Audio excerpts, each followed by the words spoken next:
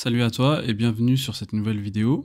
Si tu cherches à te reconvertir dans l'informatique et que tu ne sais pas par où commencer, cette vidéo est faite pour toi. Je vais t'expliquer toutes les étapes que j'ai moi-même suivies pour obtenir 3 diplômes en 4 ans et passer du bac au bac plus 5. Mais avant d'aller au vif du sujet, frappe le bouton like pour l'algo de YouTube et abonne-toi en activant la notification. Ça fait toujours plaisir et ça m'encourage à envoyer du contenu avec une grosse valeur. Cette vidéo est divisée en 8 parties. La première partie, c'est le pourquoi. La deuxième partie, c'est le marché de l'informatique en France. Troisième partie, l'évaluation personnelle. Quatrième partie, quel métier viser. Sixième partie, comment choisir sa formation. Septième partie, le financement. Et pour terminer, un bonus. Donc, je t'invite à rester jusqu'à la fin de la vidéo pour le découvrir. Premièrement, donc, le pourquoi. En fait, le pourquoi, ça va être l'élément déclencheur. Quel est cet élément déclencheur? Qu'est-ce qui te motive aujourd'hui à vouloir te reconvertir dans l'informatique? Est-ce que c'est par exemple parce que tu n'as pas de perspective d'évolution aujourd'hui dans ton travail actuel? Ou peut-être que tu es un passionné de nouvelles technologies et que tu aimerais en faire ton métier? Tu sais que dans le milieu de l'informatique, les salaires sont généralement un petit peu plus élevés, donc tu voudrais gagner plus d'argent. Peut-être qu'aujourd'hui, tu n'as pas un bon équilibre vie privée, vie perso, par exemple avec le télétravail, sachant que en informatique, en général, on a 2-3 jours de télétravail, voire même pour certains postes, on a du full télétravail. Est-ce que c'est donc cela qui te motive à vouloir te reconvertir dans l'informatique? Bien entendu, le pourquoi est très personnel et il peut changer d'une personne à l'autre. Dans tous les cas, il est très important que tu le définisses car c'est ce qui va t'aider à rester motivé tout au long de ta reconversion. Une étape très importante dans la reconversion dans l'informatique, c'est l'étude du marché en France et aussi dans le monde. Ici, je vais te partager 3 sources d'informations qui vont te permettre d'avoir une vision plus claire sur le marché de l'IT. Ce qui va te permettre de connaître les différents métiers de l'IT, leurs salaires, ainsi que les métiers les plus recherchés. Cela va t'aider aussi à t'orienter vers un métier en particulier. Première source, le baromètre des salaires CEOS 2024. Je te laisse le lien en description. Ce qu'on peut retenir pour 2024, c'est un marché porteur, mais malgré tout, un ralentissement de la hausse des salaires dans l'IT. On voit aussi apparaître de nouveaux métiers et beaucoup d'intérêt pour l'intelligence artificielle. Attention, ici, on parle uniquement des CDI. Ou des CDD bien sûr. En ce qui concerne le marché du freelance, moi ce que j'ai pu constater sur le terrain, c'est des budgets qui étaient plus faibles en 2023 et une tendance des entreprises à désinternaliser, c'est-à-dire internaliser les savoirs et les compétences. J'ai aussi constaté une baisse généralisée des TJM, c'est-à-dire le taux journalier moyen d'un freelance, et aussi une tendance au retour au présentiel. À un moment donné, le 3 jours de télétravail, c'était une norme. Maintenant, on est plus à 2 jours de télétravail, voire même sur certains postes du full présentiel. Donc attention, si vous voulez vous lancer en freelance dès le début, c'est pas ce que je vous conseille. Ce qui est intéressant dans ce baromètre, c'est de parcourir les différents métiers et d'avoir un résumé des missions du poste en question, des informations importantes comme les compétences, la rareté du profil, les évolutions possibles et les différents intitulés possibles que tu peux retrouver pour désigner ce poste. Et bien sûr, le nerf de la guerre, les fourchettes de salaire. Deuxième source d'information très connue, le Stack Overflow Survey. Je t'invite vraiment à passer du temps dessus. Moi-même, je vais le faire car il y a énormément d'informations pertinentes. En fait, c'est une enquête annuelle tirée du site Stack Overflow. À la base, Stack Overflow, c'est une communauté en ligne, c'est la communauté en ligne la plus importante et la plus fiable pour les développeurs. En gros, avant, quand un développeur avait un bug sur son code, il recherchait la solution sur Stack Overflow et maintenant, il utilise Copilot. Sur ce site, tu vas pouvoir poser des questions sur un bug ou une technologie. Tu vas aussi apprendre et discuter avec une communauté basée sur le partage des connaissances en programmation. C'est aussi un moyen de développer sa carrière. Donc cette enquête, elle va te permettre de connaître la tendance du marché dans le monde, puisque parmi les personnes qui ont répondu à cette enquête, tu as des développeurs du monde entier, de tous les continents. Toutes les rubriques sont importantes et intéressantes, mais pour notre sujet, qui est la reconversion professionnelle, on va rapidement parcourir 4 rubriques. Le niveau d'études des participants à l'enquête, comment ils ont appris à coder, les technologies les plus populaires et les technologies les plus rémunératrices. Alors, ce qu'on peut noter, c'est que premièrement, sur 90 000 développeurs qui ont répondu à l'enquête, 84% ont fait des études études post-secondaires et possèdent un diplôme universitaire ou plus. Donc ceux qui te disent t'inquiète, avec un bootcamp de 3 mois, tu vas savoir coder et tu vas gagner 700 € par jour, je ne dis pas que c'est impossible, mais ce n'est pas la majorité des cas. C'est loin d'être la majorité des cas. On note aussi 23% qui ont un master, 41% qui ont une licence. Maintenant, on va savoir comment ils ont appris à coder. On constate que depuis l'enquête de 2022, l'apprentissage du code à partir de ressources en ligne est passé de 70% à 80%. On note aussi que 50% ont appris à coder à l'école, 49% via des cours en ligne ou des certifications. Concernant les technologies les plus populaires, sur le podium, on retrouve JavaScript, HTML, CSS et Python. Donc pour ta reconversion, je te recommande de rester sur l'un des langages du top 10 de ce classement. Allez, disons jusqu'au C, jusqu'au langage C, voire jusqu'au langage PHP. Au-delà, on rentre sur des langages qui sont peu répandus, voire obsolètes pour certains. Je vous conseille même le top 3 en commençant par HTML, CSS, qui sont des langages,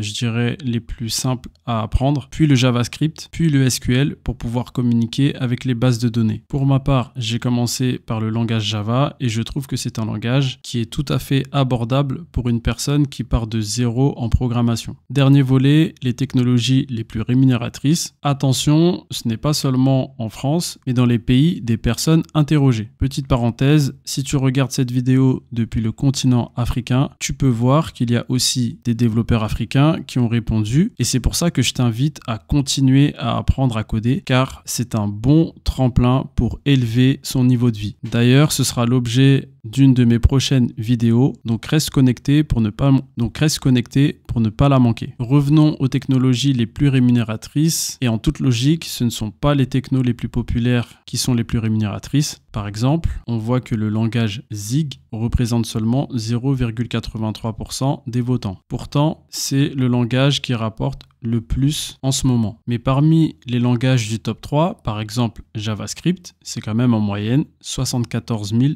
$. Et en France, on voit qu'un développeur confirmé en JavaScript, c'est entre 45K et 55K pour un développeur confirmé, bien sûr en fonction de sa région, sachant qu'en région parisienne, on est mieux rémunéré. Dernière source d'information, l'une des plus importantes selon moi, c'est LinkedIn. Et LinkedIn, c'est un réseau social professionnel qui te permet de te créer un réseau et d'approcher directement des dirigeants d'entreprise ou des personnes qui sont dans le domaine que tu vises. Il te permet aussi de faire ta veille technologique et bien sûr, tu pourras aussi rechercher un emploi, un stage ou une alternance. Je te conseille vivement d'être présent sur ce réseau social et d'ailleurs, je vais faire un tuto complet sur l'utilisation de LinkedIn prochainement. Donc si tu es intéressé, dis-le moi en commentaire. Mais pour cette vidéo, je vais juste te montrer comment savoir s'il y a une forte demande sur le métier que tu as choisi. Une fois que tu as créé ton compte LinkedIn, tu vas dans offre d'emploi. Ensuite, tu vas taper l'intitulé du poste que tu as choisi. Par exemple, développeur web. Par défaut, la recherche se fait sur toute la France. Et on voit qu'il y a déjà 491 résultats. Tu peux voir que j'ai mis ma recherche entre guillemets. Le but est d'obtenir le terme précis de ma recherche. Ensuite, tu peux filtrer sur ta région, ton département ou même ta ville. Là, par exemple, je vais filtrer sur la région Île-de-France et on voit que le nombre de résultats passe à 84. Maintenant, je vais filtrer sur un département, par exemple l'Essonne, et là, on voit que le nombre de résultats passe à 2. Si j'élargis ma recherche au terme développeur, on voit que le nombre de résultats passe à 12 096. Tu peux ensuite définir une ou plusieurs alertes pour ne pas manquer les prochaines offres. Pour cela, tu as juste à cliquer sur le bouton définir une alerte, cliquer ensuite sur gérer mes alertes, et ici, tu pourras gérer la fréquence et le moyen de recevoir tes alertes. La plupart des entreprises ont un compte LinkedIn et la plupart postent leurs offres d'emploi sur ce site. Avec cette méthode, tu es sûr que tu as une vision assez précise de l'état du marché, que ce soit dans ta région, dans ton département ou même dans le pays. Surtout que les entreprises, même de taille moyenne, même de taille modeste, tendent vers la digitalisation et utilisent les réseaux sociaux pour leur visibilité et pour être plus attractives. Prochaine partie, l'évaluation personnelle. La reconversion professionnelle, c'est une étape très importante dans une vie. Et pour la réussir, il faut d'abord faire un état des lieux précis de ta situation personnelle. Tu vas répondre à des questions comme quels sont mes diplômes, quelles sont mes expériences professionnelles, suis-je prêt à retourner sur les bancs de l'école, ma famille est-elle prête à faire des concessions, à avoir des revenus en baisse, à traverser des périodes de stress, et aussi répondre à une question comme qu'est-ce que j'aime dans l'informatique? Est-ce que j'aime les applications? Est-ce que j'aime les jeux vidéo? Et toutes ces réponses vont t'aider à t'orienter vers tel ou tel métier ou telle formation. Et je vais te donner un exemple. Actuellement, tu es célibataire, tu as le niveau bac et tu vises un métier qui demande un bac plus 2 minimum. Par exemple, développeur d'applications mobiles ou bien développeur web. Donc, dans ton organisation, cela voudra dire que tu vas devoir t'engager sur au minimum 1 an de formation. En étant célibataire, c'est plus facile de s'organiser. Par contre, pour quelqu'un qui souhaite faire une reconversion professionnelle mais qui est en couple avec des enfants, l'organisation sera vraiment différente et cette reconversion professionnelle va impacter une famille. Alors, si en plus le métier visé demande un bac plus 5, là ça va te demander encore plus d'organisation et encore plus d'implication de la famille. Mais c'est faisable. Maintenant que tu sais pourquoi tu fais ta reconversion professionnelle, que tu as une idée du marché et que tu as fait ton évaluation personnelle, il est temps de choisir un métier. Plutôt que de choisir une formation et de se rendre compte plus tard que finalement elle ne correspond pas au métier que tu souhaites faire. Et ça, c'est une erreur que beaucoup de personnes font malheureusement. Moi, je te conseille de d'abord choisir le métier que tu veux faire. Cela va ensuite te permettre de déterminer le type de formation, d'avoir une idée sur la rémunération que tu vises, de connaître ton métier, savoir s'il est plutôt orienté développement ou plutôt orienté réseau ou même plutôt orienté vers la gestion de projet. Pour avoir des informations claires sur le métier visé, tu as plusieurs sources. Ton entourage, tu as certainement quelqu'un dans ton entourage qui travaille dans l'informatique et qui pourra te parler de son métier. Tu peux aussi demander à un de tes contacts sur LinkedIn de t'accorder quelques minutes pour parler de son métier. Tu peux aller aussi sur YouTube en tapant Day in Life, plus le métier, donc développeur, architecte, ou en français, si tu es plutôt contenu francophone, en tapant une journée de plus le métier, donc une journée de développeur, une journée de chef de projet. Tu as aussi Job Teaser qui te permettra d'avoir des témoignages de personnes qui occupent des postes dans l'IT. Une fois que tu sais quel est le métier vers lequel tu veux te reconvertir, il faut maintenant trouver la formation. C'est très important car tu dois savoir quel est le niveau d'études requis pour le métier visé. Et cela va te permettre aussi de savoir si tu t'orientes vers des études longues ou des études courtes. Pour cela, tu vas sur le site de l'ONICEP. C'est un site qui dépend du ministère de l'Éducation nationale et de la jeunesse et du ministère de l'Enseignement supérieur et de la recherche. C'est donc une source qui est fiable. Je te laisse bien entendu le lien dans la description. Dans Rechercher, tu tapes l'intitulé de ton métier. Donc par exemple, administrateur de base de données, chef de projet informatique, développeur d'application. Moi, je vais taper développeur. L'autocomplétion nous propose plusieurs choix et je vais sélectionner développeur informatique. Et là, on voit qu'on a 12 métiers. On a développeur informatique, développeur d'applications mobiles, développeur multimédia, testeur en informatique, consultant en système d'information, intégrateur web, formateur en informatique, consultant en solutions intégrées, ingénieur études et développement en logiciels de simulation, ingénieur système, spécialiste de l'accessibilité numérique, consultant SaaS. Je vais choisir développeur informatique. Ce qui est bien, c'est qu'en un coup d'œil, tu as une fiche complète avec le métier, les compétences requises, où exercer ce métier, les études requises, emploi et secteur, le salaire du débutant et tu as même d'autres fiches associées à cette recherche. Donc là, on voit que pour devenir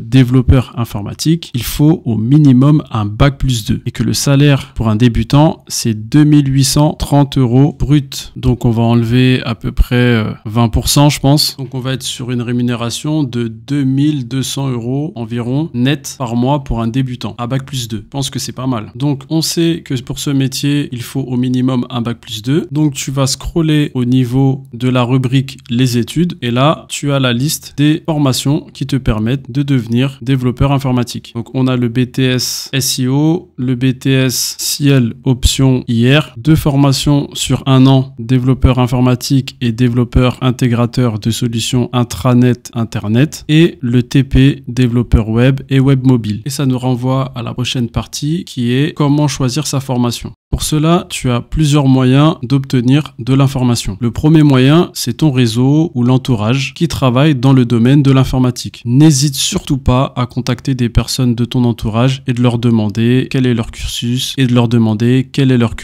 dans quelle école ils ont étudié. Tu pourras avoir un feedback fiable et pour moi, c'est l'une des meilleures sources d'information. La deuxième source d'information, c'est le salon de l'étudiant. Je vais te laisser le lien en description. Personnellement, j'en ai fait plusieurs et c'est une très bonne opportunité pour discuter avec des étudiants qui sont dans l'école ou même des professeurs. Tu pourras prendre des brochures et poser les questions que tu souhaites sur place. Mais attention, il ne faut pas uniquement te fier aux informations que tu auras pendant le salon. Il faudra aussi vérifier les avis sur Internet ou discuter avec des anciens élèves via ton réseau sur LinkedIn par exemple. Ensuite, la troisième source, c'est les avis Google tout simplement. Je trouve que c'est très important pour faire ton choix final. Malheureusement, certaines écoles vendent un peu de rêve, donc il faudra que tu sois vigilant et que tu vérifies sur Internet ou auprès d'anciens élèves les promesses de l'école. Dernière source d'information dont je vais te parler, c'est le site de l'étudiant et le site de l'ONICEP. Avec ces deux sites, tu as deux bases de données complètes et fiables sur la formation en France. Prochain point que je vais aborder, c'est le nerf de la guerre, c'est le financement de ta formation. Selon les cas, tu vas pouvoir financer ta formation de différentes manières et cela va dépendre aussi de ta situation personnelle. Par exemple, tu es demandeur d'emploi indemnisé, non indemnisé, tu es encore salarié.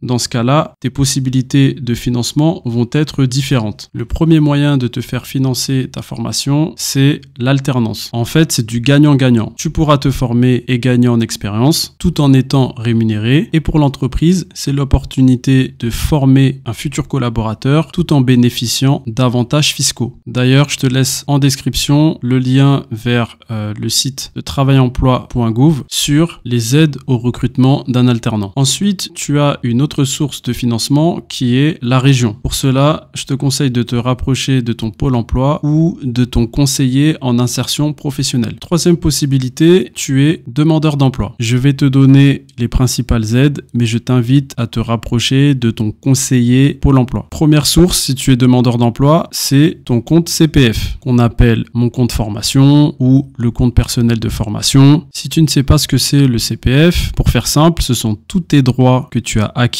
pendant ta vie active et que tu vas continuer de cumuler jusqu'à ton départ à la retraite. Et ces droits vont te permettre de financer personnellement ta formation. Et pour connaître les autres financements disponibles pour ton projet, je t'invite à te rapprocher d'un conseiller en évolution professionnelle proche de chez toi. Que tu sois demandeur d'emploi indemnisé ou non indemnisé, tu auras le droit, dans certains cas, à une rémunération pendant ta formation. Je te laisse le lien en description, mais n'oublie pas de contacter ton conseiller Pôle emploi. Dernière possibilité pour financer ta formation, le financement personnel. Et oui, franchement, c'est une bonne possibilité aussi. Tu peux par exemple travailler tout l'été, mettre de côté et financer ta formation à la rentrée ou tout simplement demander à un proche de t'aider dans ce projet et tu t'engages à le rembourser cette somme d'argent lorsque tu obtiendras ton CDI. Je te félicite, tu es arrivé à la fin de ces étapes pour effectuer ta reconversion professionnelle, mais je devais te donner un bonus. C'est un peu un raccourci que je vais te donner pour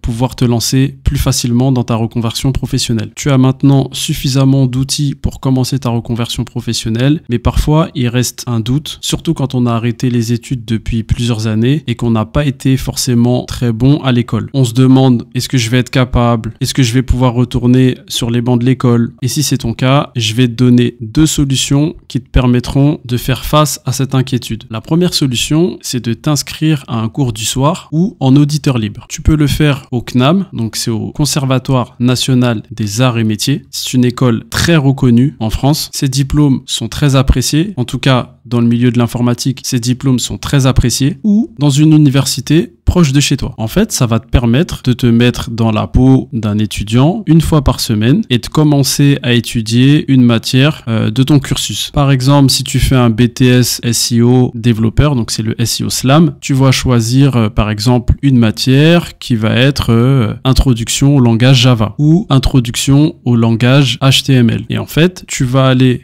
à l'université ou au CNAM 1 ou 2 fois par semaine. Et en fait, ça va te rassurer sur le fait que oui, c'est possible. Je peux retourner à l'école, je peux rester attentif pendant 1 heure, 2 heures, 3 heures de cours. Et surtout, ça va te permettre d'avoir une première approche sur ta formation. Tu vas aussi voir d'autres personnes qui sont dans ta situation ou dans des situations différentes, des personnes qui reprennent leurs études ou étudient en parallèle de leur travail. Maintenant que tu as tous les éléments pour ta reconversion professionnelle, il ne te reste plus qu'à t'inscrire et à travailler dur. No pain, no gain. C'est la fin de cette vidéo. Je te remercie de l'avoir suivi. N'hésite pas à réagir dans les commentaires et à bientôt pour une nouvelle vidéo.